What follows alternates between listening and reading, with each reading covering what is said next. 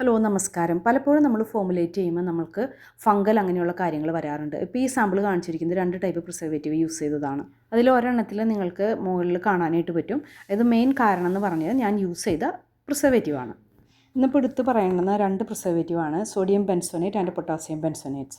ഇതിലെന്ന് പറയുന്നത് ബെൻസോനിക് ആസിഡ് എന്ന് പറയുന്ന ഒരു സോൾട്ട് ഇനാക്റ്റീവാണ്. അത് ശരിക്കും ആക്റ്റീവ് അല്ല.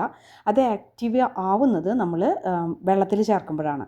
അപ്പോൾ ഈ വെള്ളത്തിൻ്റെ pH ശരിക്കും വളരെ ലോ pH ഉണ്ടെങ്കിൽ മാത്രമേ അതൊരു 94-95% അത് ആക്റ്റീവായിട്ട് വരും. ഈ പ്രിസർവേറ്റീവ് അതുകൊണ്ട് തന്നെ നമുക്ക് കോസ്മെറ്റിക്സിനല്ല മെയിനായിട്ട് യൂസ് ചെയ്യാം. ഫുഡായിട്ടുള്ള കാര്യങ്ങൾ, ഭക്ഷണ സാധനങ്ങളിൽ നമുക്കിത് യൂസ് ചെയ്യാം.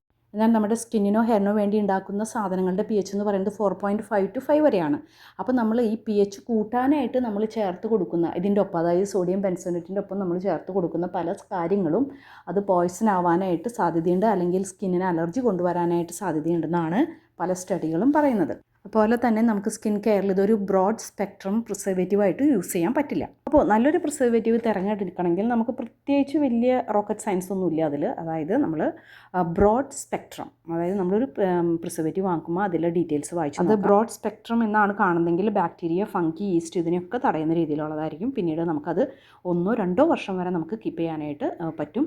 അപ്പോൾ അതുപോലെ വാട്ടർ കണ്ടൻറ്റുള്ള ഏതൊരു സാധനത്തിനും നമ്മൾ പ്രിസർവേറ്റീവ് യൂസ് ചെയ്യണം. പിന്നെ ശ്രദ്ധിക്കേണ്ടത് pH ആണ്. അതായത് ഈ പ്രിസർവേറ്റീവ് ആക്റ്റീവ് ആവുന്നത് ഏത് pH ലെവലിലുള്ളതെന്ന്. വളരെ ഹൈ pH ലെവലിലുള്ളതും വളരെ ലോ pH ലെവലിലും ആക്റ്റീവ് ആവുന്ന ടൈപ്പുള്ള പ്രിസർവേറ്റീവ് മേടിക്കാതിരിക്കാം. പിന്നെ ശ്രദ്ധിക്കേണ്ടതെന്ന് പറഞ്ഞിട്ടുണ്ടെങ്കിൽ വാട്ടർ സോളിബിൾ ആണോ അതോ ഓയിൽ സോളിബിൾ ആണോ, അതെല്ലാവർക്കും അറിയാവുന്നതാണ്. അപ്പോൾ ഇത്രയും കാര്യങ്ങൾ ശ്രദ്ധിച്ച് കഴിഞ്ഞിട്ടുണ്ടെങ്കിൽ നമുക്ക് നല്ലൊരു പ്രിസർവേറ്റീവ് സെലക്ട് ചെയ്യാനായിട്ട് പറ്റും. പിന്നെ എക്കോ സർട്ടിഫൈഡ് പ്രിസർവേറ്റീവ്സ് ഉണ്ട്. നമ്മുടെ നാട്ടിൽ അത്ര അവൈലബിൾ അല്ല, എങ്കിലും പ്ലാന്റിൽ നിന്നൊക്കെ ഡിറൈവ് ചെയ്ത് വരുന്നതിനെയാണ് ഈ എക്കോ സർട്ടിഫൈ എന്ന് പറയുന്നത്. അപ്പോൾ വീണ്ടും കാണാം. ബൈ.